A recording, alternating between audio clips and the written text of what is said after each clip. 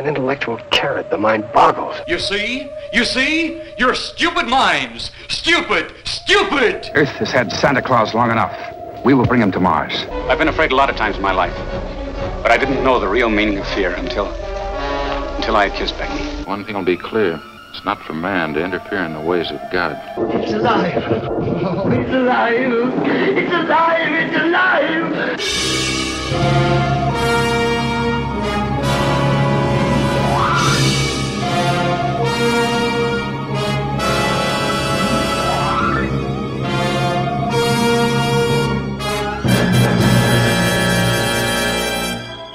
Good evening, everybody, and welcome to Earth vs. Soup, episode 115. I'm Aaron Pollier. And I'm Darlene. And we kind of decided on which movie we were going to watch that we mentioned last time that is a classic, and we decided to once again go back in time to watch something that influenced us all, as well as the filmmakers that followed, especially in science fiction and horror. The legend. And legends, in fact. The Wolfman from 1941, and we shouldn't say the Wolfman starring Lon Chaney Jr. If you look at all of the casting credits, all the movie posters, this movie has Lon Chaney Jr. in it as the Wolfman, but pretty far down on the list. Underneath, he's on the bottom of the poster. Underneath Claude Rains, underneath Warren William, underneath Bela Lugosi in a bit part. Yeah, Bela Lugosi was in a fairly bit part. Is he good in it though? Yeah. The two main characters are, like we said, the Wolfman itself is on the bottom. Yeah, and that's Lon Chaney Jr. And the one that plays Gwen, is it Gwen? Evelyn Ankers. She's down on the poster too. Yeah, she's down near the bottom too. And yeah, they are arguably the most important characters in the film, and she's in a lot of movies, the woman who plays Gwen, Evelyn Ankers. And then I looked up about, why would they put these other people that were basically furniture.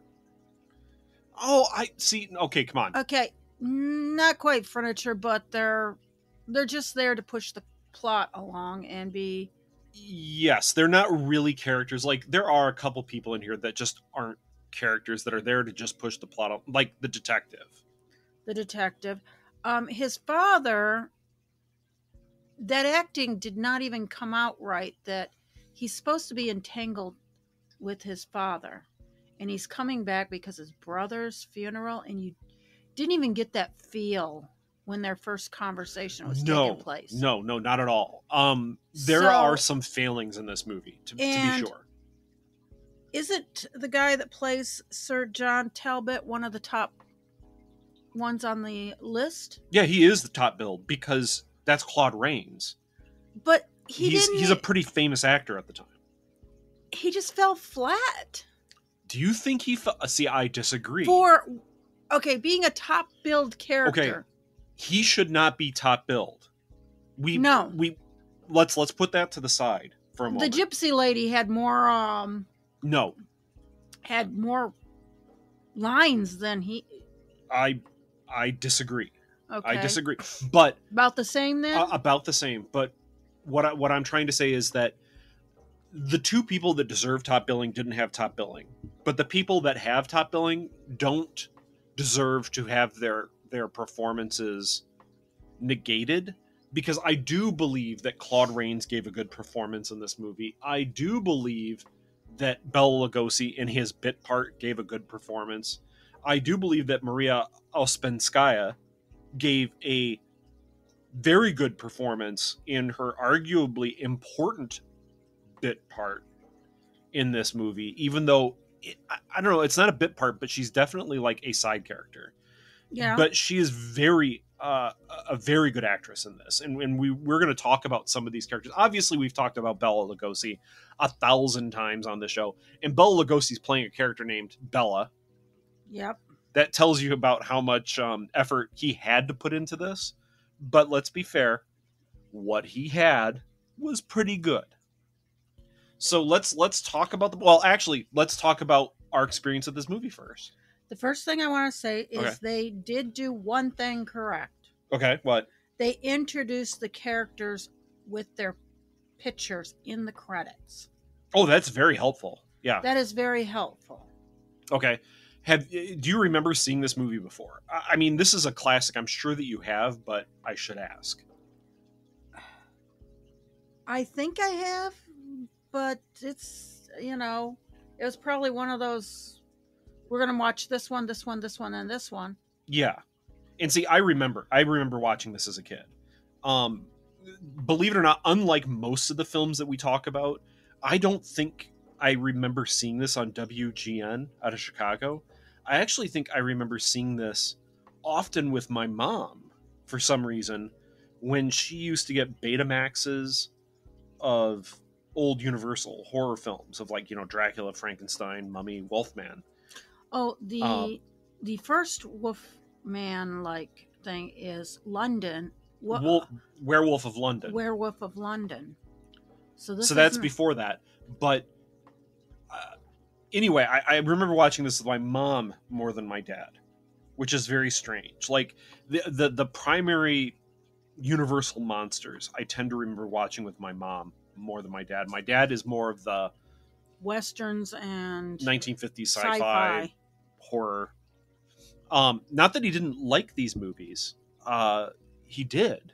It's just, for whatever reason, I don't think they were played as often on television. And therefore, if my dad was watching something, it was often just something random that was on WGN out of Chicago or some Chicago station, right? Whereas if my mom put in a video cassette, it would generally be one of these old classic monster movies.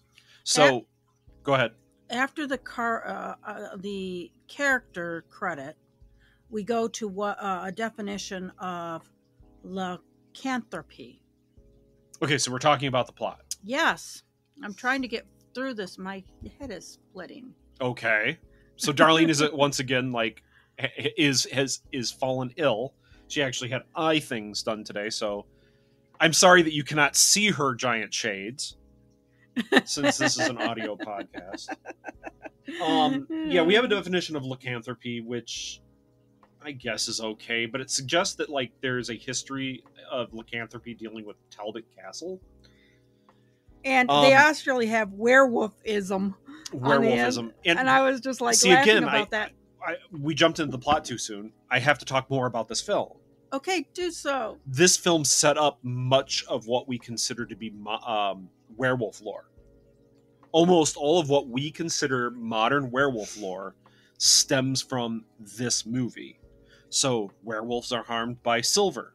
That you can kill a werewolf with a silver bullet or killing them with a silver weapon. When they bite somebody, they turn them into... the person that's bitten is turned into a werewolf. If they're not killed. That werewolves have no control over their change. Because again, this film, that's not the case. This one doesn't go with the full moon, though. No, it doesn't. But the full moon stems from earlier legends dealing with how one became a werewolf. That you had to rub. I think. See, I'm going by memory because I've read so many strange things in my life. Wolfbane comes in this. Yeah, Wolfbane comes in this as well. But I think the way to turn into a werewolf is underneath the light of a full moon. You have to strip naked, cover yourself in fat, and pledge yourself to the devil or something like that. That's one of those myths from, I think, France, because there was a big werewolf scare in France back in the day. But yeah, anyway, you just didn't randomly become a werewolf. If you were attacked by a werewolf, you didn't become a werewolf. You had to pledge yourself to Satan underneath the light of a full moon by rubbing yourself with dog fat or something like that. And you had to do a certain ritual. Why would you want to become one? Power, vengeance. Because remember, you're choosing to become the wolf. You have control over your change. And when you're a wolf, you have the power of the animal as well as the intelligence of being a person. Like, I'm not going to go into the reasons why people did, because that's all part of the legends. People can look that up if they want to. I'm just saying that, like, modern, what we considered modern werewolf lore, much of it stems from this movie, which is, it's strange that something so iconic to horror tends to actually all come from one thing in 1941. So, like, hey, you know, it's 81 years ago or whatever, and there we are. That's how old this werewolf lore is. Anyway, so yeah, we have the introduction of the characters with their names. We have a definition of lycanthropy, the insinuation that Talbot Castle has a history dealing with lycanthropy, which does not come across in the movie. It kind of does if you put it together. The gypsies come every year. Yes, sort of, yes. But it doesn't... That would mean that the village has as much history with lycanthropy than as Talbot Castle does. Like, that's what I would have said, that, like, this, whatever this village name is, and I don't have that written down. I do. What is it? Darlene's pointing to it rather than saying it out loud. Because I can't say it. Lanwelly? Lanwelly? Wales? And also, another thing that we should probably point out while we are just at this point in the movie, it is 1941. This is Wales. What's happening in England in 1941? It's the middle of World War II. It's never mentioned. No, because maybe it's supposed to be taking place. First, this is a U.S. Yes, yeah. but I'm saying, like, even a mention that something bad is happening. And maybe it's supposed to be taking place earlier in... Maybe, but again, it's like the cars are reasonable for 1941.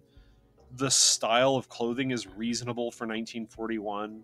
Like, I'm just saying that there are things I think this movie fails at, and that's one of them. It feels a little odd not to even have a slight mention of troubles towards the capital or something like that the capital is having troubles. But that's probably because it was in the war and they didn't want to rub it in your face. You were wanting to go someplace, a theater, and get away from it. Yeah, that's fair.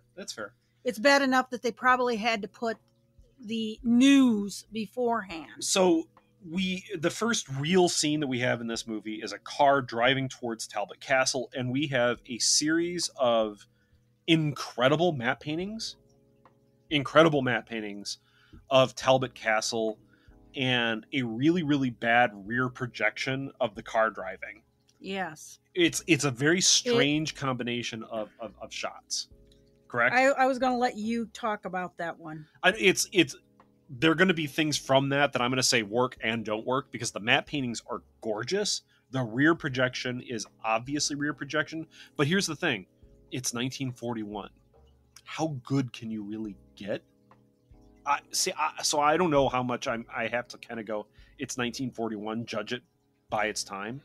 Anyway, it turns out that this is Lon Chaney Jr. coming home. He is Lawrence Talbot. He is the son of Sir John Talbot.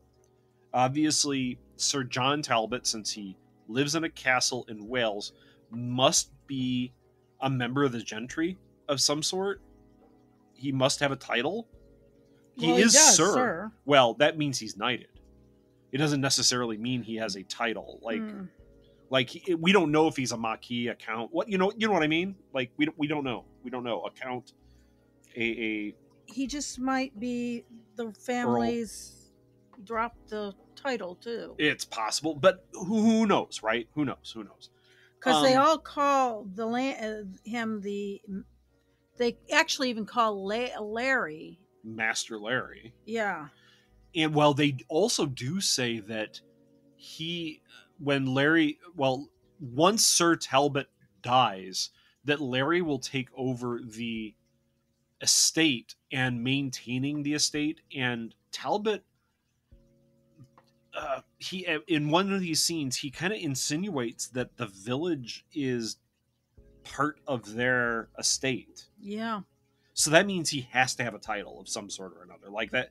But we don't learn that. We don't learn that. I guess it doesn't really matter for the story. I'm just saying. Except that the end of it is kind of bad because at the beginning he's coming there for the burying of his recently deceased brother. Yeah. Yeah, his brother had just died in a hunting accident. And he was in America. Yes. He's lived in America most of his life. Which explains why he has sort of an American accent. Because it's Lon Chaney Jr., of course, yes. Anyway, the castle has an observatory attached to it, which I thought was very cool, and a wonderful old-school telescope. Well, no, Larry brought a telescope from California. Larry did not bring a telescope from California. Larry brought a lens from California. Oh, my bad. No, that's okay. And he installs it in the telescope because he says, I don't have an interest in astronomy. I don't have an interest in science, but what I do have is an interest in the mechanics of things. And the only reason he understands about telescopes is he did work at the Palomar telescope or something. I think it was the Palomar. And that he worked on the telescope and found it really fascinating. So he thought he'd bring back this lens to put in the old telescope in this observatory at the castle. And whatever. As he's making sure that the lens is working right, he spots a girl in a window. Putting on earrings. And it's very innocent. He is peeping sort of, but she is not in a compromising state of dress. Let's put it that way. She is fully clothed. She's primping in front of an open window with no curtains, and the street is right below. It's clear that she's not trying to hide. He is sort of spying on her, but it's not like he's not like being a peeping Tom in a way. Because it's an open window. From their conversation later, no, he wasn't trying to. No, because it was an honest mistake. So Larry looks to see where this building is to go to meet her because he's really taken by her.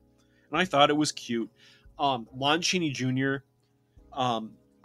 he does come across as a fairly charismatic person, but he's playing a person that is also bumbling a little bit around women in this, which I think is actually adorable. He's not a ladies' man, but he's really, really trying to be funny all the time.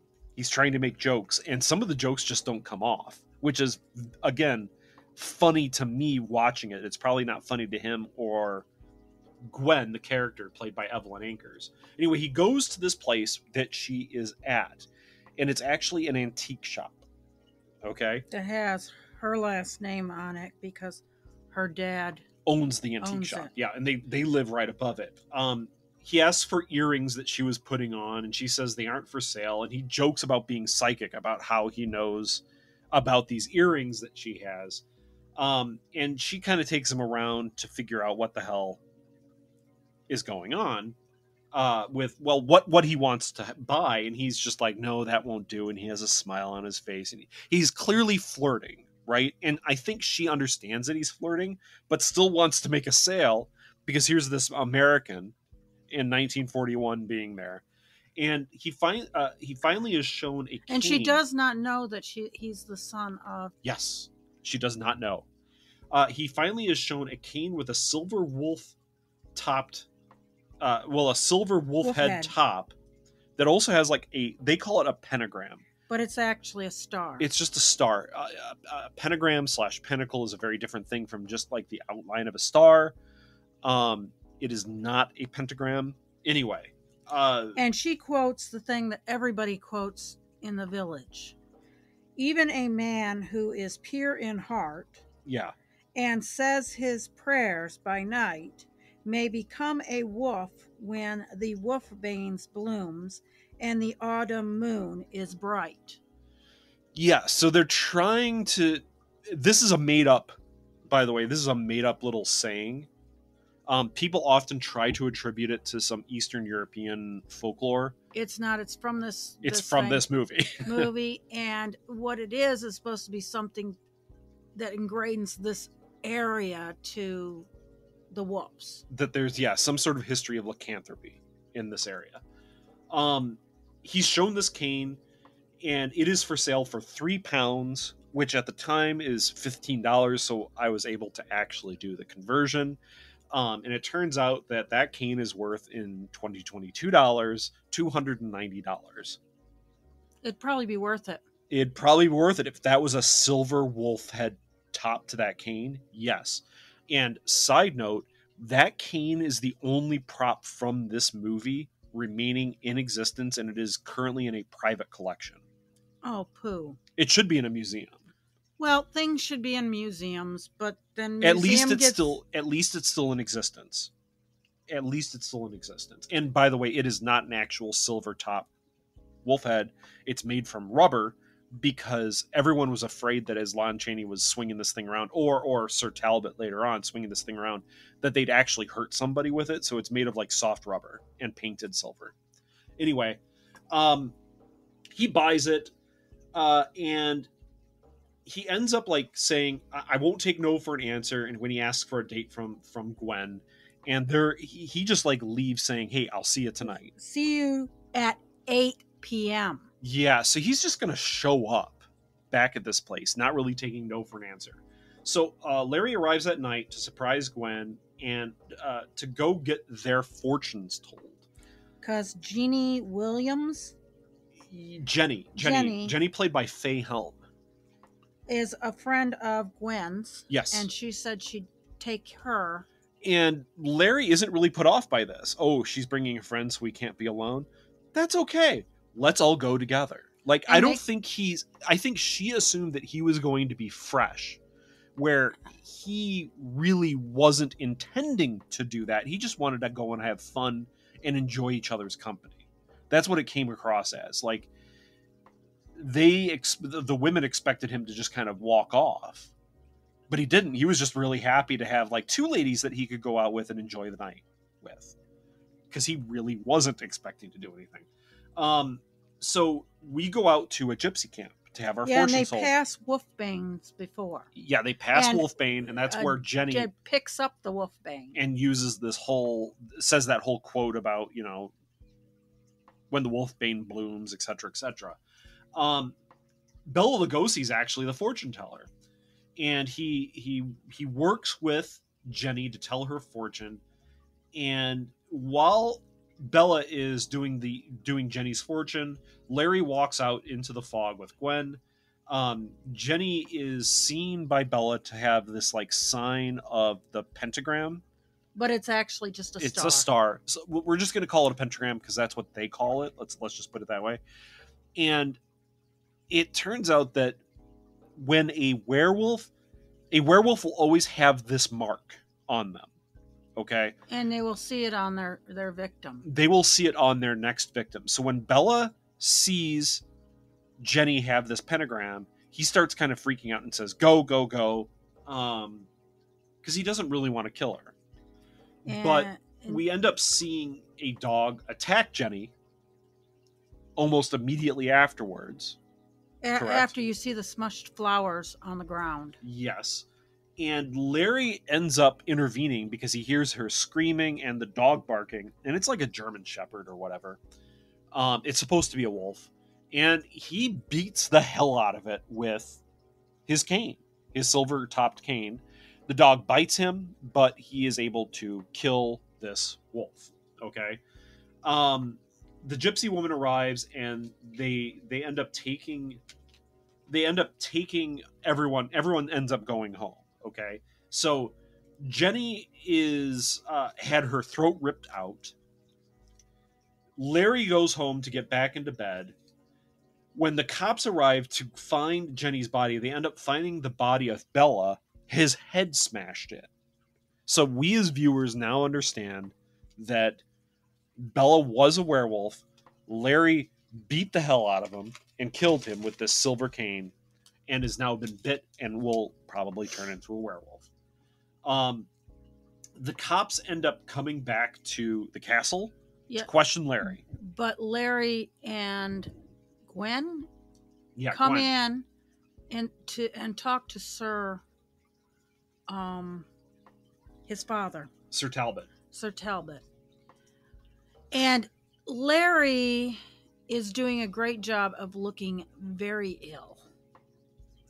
Now, when they come in to question him, Larry's like, yeah, of course. I beat the hell out of a wolf that was attacking Jenny. I killed a wolf. And they're like, dude, we only found Bela Lugosi laying out in this fog with his head. Yeah. His name, gypsy. Bela they the actually gypsy. They just call him the gypsy. His head was smashed in, with a cane. And he's like, come on, guys. I know the difference between a wolf and a human, right? And they say, okay, can you show us the wound that you say you got from this wolf? Because obviously if you've been bitten by a wolf, it's going to show. And he opens up his dressing gown and there's no wound there at all. Well, that was in the morning. Yeah. But that's when he's talking to the cops. So he says that he was bit. Nope. The body of Bella is brought in to be buried, and Larry kind of sneaks into the chapel to see. The gypsies are all coming to town to dance and sing and mourn for the loss of one of their own. And the local priest is, quote unquote, is upset about the, quote, pagan practices that the gypsies do. Now, do we see any pagan practices that the gypsies are doing in this film? No.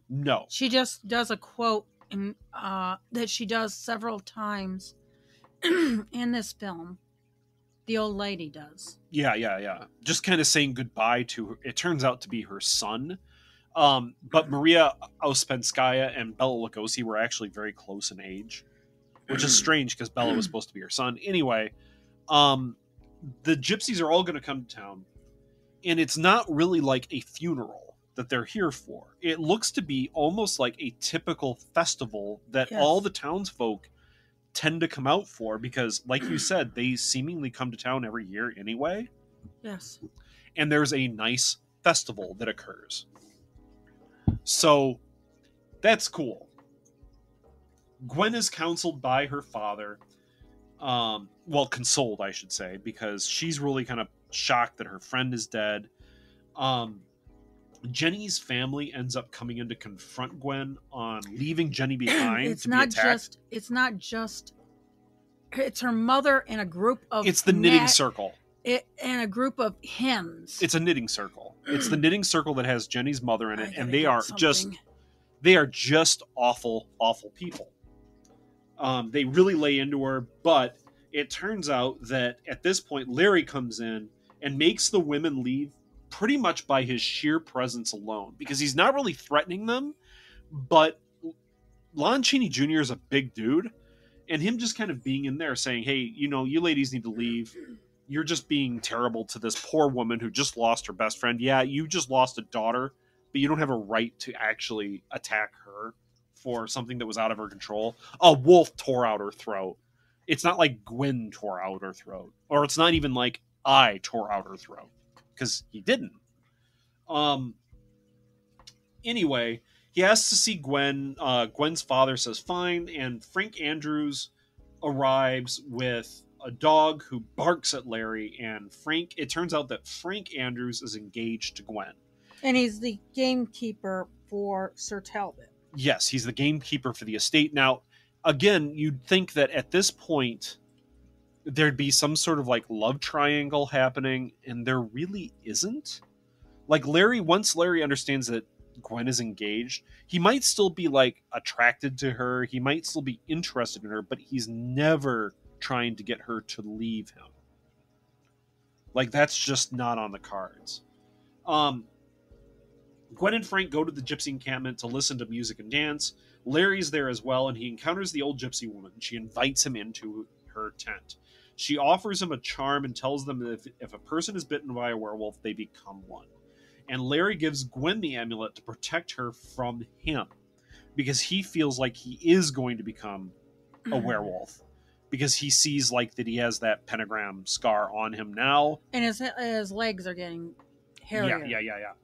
So, but she whispers. The old lady turns around when he leaves, whispers in one of the other gypsies' ear, and you have this word to word to word to word. Yeah, it's a word of mouth kind of passing really quick. But it turns out that what I think that what happened is Mileva, the gypsy woman, ends up telling everyone, clear out. Shit's going to hit the fan. We don't want to be here when it happens because we're going to be to blame. And probably. Well, it's because exactly they always what did the that. Gypsies are all leaving because the thing you do here in English is there's a werewolf in camp, and it's not one of us. And the gypsies break camp. They break camp and get the hell out of Dodge. I don't blame them at all, because if there were murders that started to be occurring, you know that they would end up getting blamed as like outsiders or whatever. Yep. So Larry runs back to the castle and he begins to change. Fully changed, he roams out into the night. He is a werewolf. He attacks a gravedigger, and the howl of the wolf is heard in the village. The next morning, Larry awakes in bed in like different clothes, and we see the pentagram on his chest, like this pentagram scar. Larry appears at church, but he can't really go in. It's not that he can't go in like a vampire going into church or anything. It's that he's ashamed because he knows that he's a werewolf. He knows that he was just roaming around the night and killed somebody, and now he feels like he's apart, like as he is separate from the church in some way, shape, or form. Back at the castle, he talks to his father and the police, claiming that the creature roaming the woods is a werewolf. Now, he doesn't say that he's the werewolf. He just says that there's a werewolf roaming. Traps are then set in the woods, and they're basically bear traps. Larry stalks the woods again that night and gets caught in a bear trap, and hunters are following his trail. The old gypsy woman is the last gypsy to basically leave this area, and she comes across him. She doesn't leave until the end of the... Yeah, she's the last one left. Everyone else has taken off. She finds him trapped. She's able to change him back into a human with like that prayer that she did to her son. She sets him free, and the hunters confront him, and he claims to be out hunting as well. Now that's funny because you can say, all right, fine, it's nighttime. They don't really notice the fact that he's not wearing shoes and he's just not appropriately dressed for hunting out in the woods, but they just kind of let it go because he's the son of whatever, the Count or Earl or whatever. It doesn't matter. Master Larry. That's where Master Larry came in. Larry comes into town and tosses rocks at Gwen's window to wake her. And he tells her that he needs to run away because he's a danger to everybody. And she actually offers to come with him because she's worried about him. He sees the pentagram on her hand, so Larry just runs back to the castle and he confesses everything to his father. He basically says, look, I've been bitten by a werewolf. I am the werewolf. I killed that gravedigger. I'm going to kill again. I'm afraid I'm going to kill Gwen. I'm afraid I'm going to kill you. I need to be stopped. So Larry's father straps him to a chair and bars the windows. He begs his father... And locks him in the room. Yeah. He begs his father to take the cane with him when he leaves to help the hunters. And I think that's Larry kind of going, I need to be killed. So his father does. He meets the old gypsy woman in the woods. Larry has, at this point, escaped his bonds and is again out in the woods, stalking around as a werewolf. The gypsy woman takes Gwen to protect her, but she runs off to find Larry. Gwen runs off to find Larry. Yes. Larry chases her through the woods and attacks, but anyway, he ends up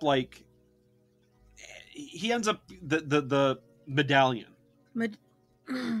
Yes, the charm. Yeah. She passes out when she sees him. But Sir Talbot clubs Larry. Well, yeah, because so he comes after Gwen. Gwen passes out because seeing Wolfman out in the middle of the night, right? Pretty terrifying. She has that amulet, which I guess slows him down a bit. And this Sir Talbot then sees the Wolfman and beats the hell out of him with the cane, as well he should. And Melvia, the gypsy woman, quotes them words that she says, and Larry goes back to being human again. Yeah, he slowly turns back to human. The hunters think Larry died from defending Gwen from the wolf. At least that's the story that's allowed to be told. The end. Now, the plot isn't the best out of these classics. What I think is what works in this movie, beyond, I think all the acting is very good. But this movie does a fantastic job at generating atmosphere. The outside sets are very well done with this weird chemical fog that actually made actresses pass out. Made an actress pass out, and then they had to find her in the fog because she passed out from lack of oxygen. But anyway, the atmosphere of this film is fantastic. Correct, Darlene? Did you like it? Like how they did these set pieces, the creepy woods, the nice sets inside of the castle that have all these, ancient artifacts. I don't know. It had a great feeling to it. Yes, it did. Okay. Do you have anything that you feel really works? Outside of the acting and the atmosphere? Or anything you can praise? I think the simpleness of the plot actually is okay, too. Yeah. Because we're just telling the story of, like, here's a werewolf. A person that doesn't want to be a werewolf is suddenly a werewolf, and he's killing and feels bad about it.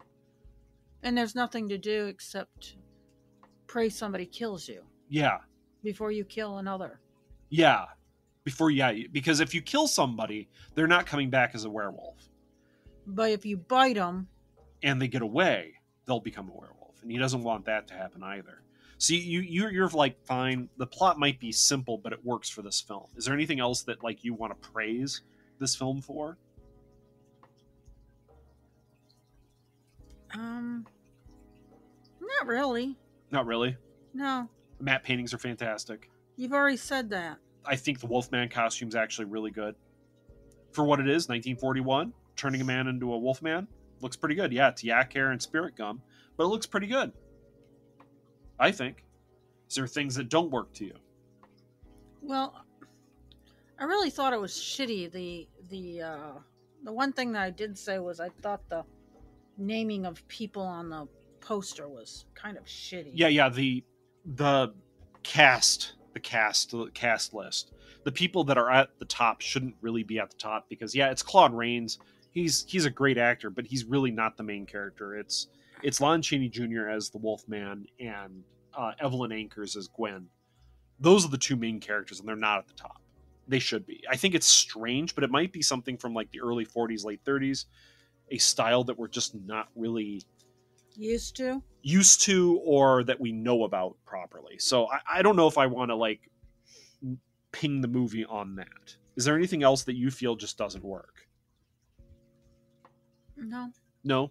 See, there isn't anything that doesn't work. There isn't much in this film that just doesn't work. Except that it's supposed to be for 1941 to you. Yeah, it's 1941. There's no mention of the war, and it's like Wales. Okay, but maybe they should have done it as in Ireland because they were neutral.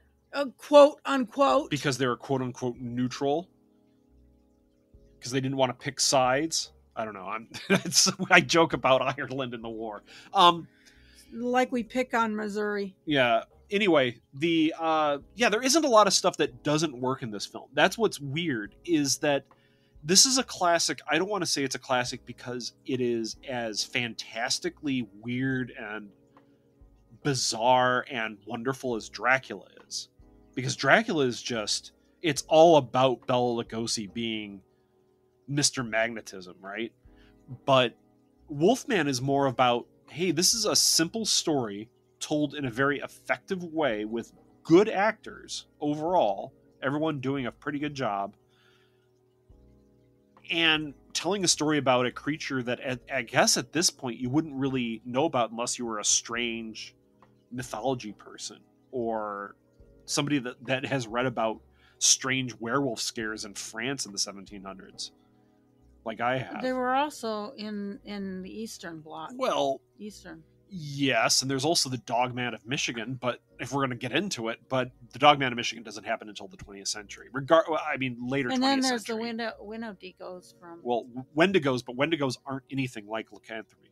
It has nothing to do with lycanthropy. Wendigos are about people that have cannibalized other human beings while starving, and therefore become sort of these weird monsters that hunt human flesh, that are always hungry and starving and howl in the middle of the woods. But most people think that... No, I don't know what most people think. I just know that that Wendigos have really nothing to do with lycanthropy. But regardless, the movie's good. Like, it's overall good. I don't think it's as good as Dracula. If I took here, we have, out of the 2 movies that we've reviewed for Earth vs. Soup that are in this Universal Classic Monsters, obviously this is not as good as Dracula, correct? Yeah, I would say it's a little bit under Dracula. But if you said, hey, look, I know we haven't reviewed Frankenstein and Mummy, but out of those 4 classics, is this better than others? No, it's about the same. See, it's about the same, but Dracula always stands out. See, to me, Dracula and Frankenstein stand out, where Wolfman and Mummy are kind of the 2 that are just below those. Well, but they're still good. Let's go put it in this perspective. Wolfman is not a classic novel either. No, it is not.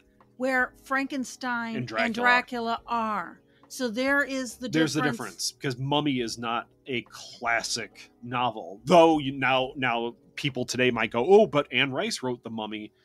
That's way after the Universal Mummy. So I think we recommend this, right? Yes.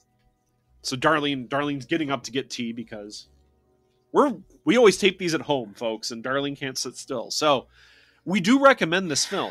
It is worth watching. Lon Chaney Jr. is fantastic. Claude Rains, even though he's technically not the lead, Claude Rains is fantastic. You might know Claude Rains from being the Invisible Man. Claude Rains is a good actor. I like him. But you don't like The Invisible Man. Yeah, I do. What's the one that you will refuse to watch? It's not The Invisible Man. I don't like The Fly. The Fly? Even though it's a classic. I just don't like The Fly. Oh. Don't like it. I really hate the 80s remake of it. Like, I despise the 80s remake of it. But I know that's... I would say this is pretty good because I really... there's not very many werewolf movies that I really like. So I guess this is going to be one of those that I actually like. You actually like. What's the other one? I know we've talked about it before. I like Dog Soldiers. Dog Soldiers is fantastic. Fantastic. And I also like the werewolves versus strippers. Oh, strippers versus werewolves? Okay, because that is actually... Campy. That's campy fun. I know we haven't really talked about that, and that's like subject matter that we really can't talk about very much on Earth vs. Soup. But if you are, like, I don't know, 18 or older, feel free to watch Strippers versus Werewolves. Seek out that movie because it is campy fun. It is fantastic to me. It is... I want to watch it. And again. If you're over 21, you can watch Dog Soldiers. Well, over 18 because it's R. Yeah, Dog Soldiers is also like, hey, this is an R. This is not. It is not for any... I wouldn't even give it to a 17-year-old. What do you mean? I wouldn't allow a child that's 16, 17-year-old to watch Dog Soldiers. So, no. Yeah, but Wolfman from 1941. This is like, hey, dude, if you're a 5-year-old, you could watch this. It's not when we were saying like that he's beating the hell out of somebody with a cane. You don't see it. It's dark and it's like behind a tree. Like there's nothing really terrifyingly bloody or anything in that. There's nothing like that. It's scary to see a Wolfman. I think if you were like 5 years old and suddenly you had Lon Chaney Jr. stalking out of the darkness in his Wolfman, visage. It might be scary. But if you're there as like, 'cause I remember seeing this as a kid, like I said, and if you have your parent there, it's just a Wolfman. There's scarier things in cartoons today.